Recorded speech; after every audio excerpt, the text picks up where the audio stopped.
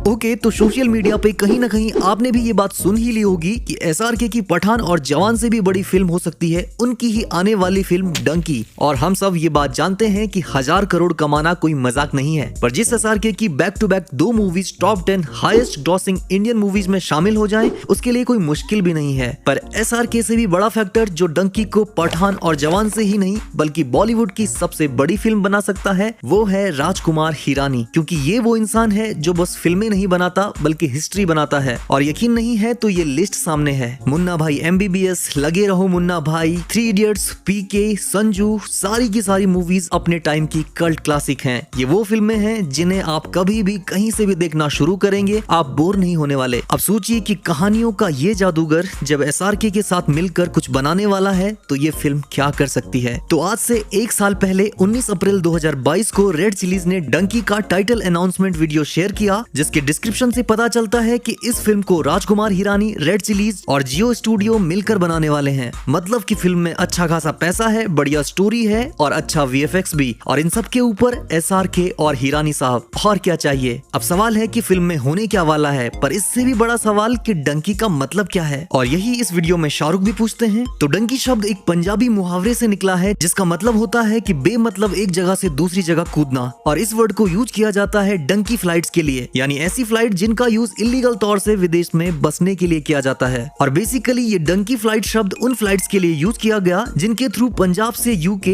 Illegal travel के लिए किया जाता है। और इस फिल्म की कहानी भी यही होने वाली है, जो थोड़े ड्रामा, कॉमेडी और इमोशन के साथ इस प्रॉब्लम पे हमको सोचने पे मजबूर करेगी और लोगों की सोच पे सवाल उठाएगी। और अगर आप इस टीजर के लास्ट सीन को भी देखें तो यहाँ भी आपको एक फ्लाइट उड़ती दिखाई देती है और कुछ लोग बड़ी मुश्किल हालातों में ट्रेवल कर रहे हैं। अब देखते हैं कि राजू हिरानी इसे किस तरह से स्क्रीन पे प्रेजेंट करते हैं। और अगर आप हिरानी की मूवीज के पैटर्न को देखो तो उनकी मूवीज में ह्यूमन इमोशन को बहुत ही खूबसूरत तरीके से परोसा जाता है। उनकी कहानी में अगर इमोशन में एक सडन चेंज भी होता है तो एक बेहतरीन ट्रांजिशन के साथ, मतलब कि आप एक इमोशन से दूसरे में जंप करने पर डिस्कनेक्ट नहीं करते, बल्कि स्मूथली एक इमोशन के बाद दूसरा कब आपके अंदर आ जाता है आप जान ही नहीं पाते। इस चीज को मैं एक छोटे से किस्से से समझा सकता हूँ। हम 3 दोस्त एक मूवी साथ में देख रहे थे, मुन्ना भाई एमबीबीएस, और उस टाइम थिएटर जाने का ऐसा कुछ था नहीं, तो डीवीडी लेकर देख रहे थे। और हर ग्रुप में एक वो फ्रेंड होता है ना जो कभी इमोशनल नहीं होता, बल्कि अगर आप हो गए तो आप पे हंसने लगता है। अब मूवी में एक सीन आता है जब सब कुछ बढ़िया कॉमेडी चल रही है, हम हंस रहे हैं, एंजॉय कर रहे हैं, और एक सीन में अचानक जहीर मुन्ना को थप्पड़ मार देता है और थोड़ी देर के लिए सब कुछ बिल्कुल शांत। और मैंने अपने दोस्त की तरफ देखा और वो अपने आंसू छुपा रहा था। और पता है ऐसा क्यों हुआ? क्योंकि उस वक्त वो चांटा अपने गाल पे फील होता है, जैसा कि हम लाइफ को बड़े मजाक में ले रहे हो और वो अचानक से पलटकर एक थप्पड़ से हमें रियलिटी में ले आए। और यही जादू है राजकुमार हिरानी का।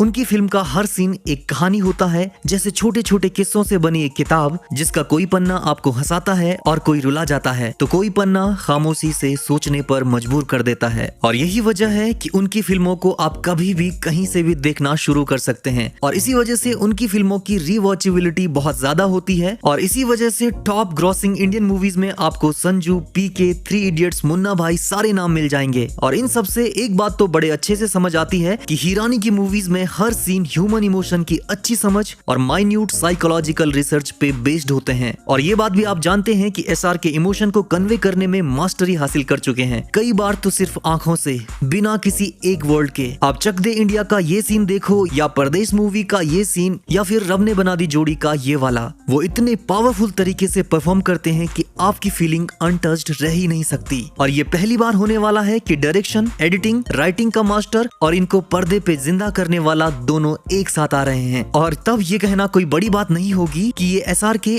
और राजू हिरानी दोनों की लाइफ की सबसे बड़ी फिल्म हो सकती है। आप देख रहे थे हीरोज हिंदी।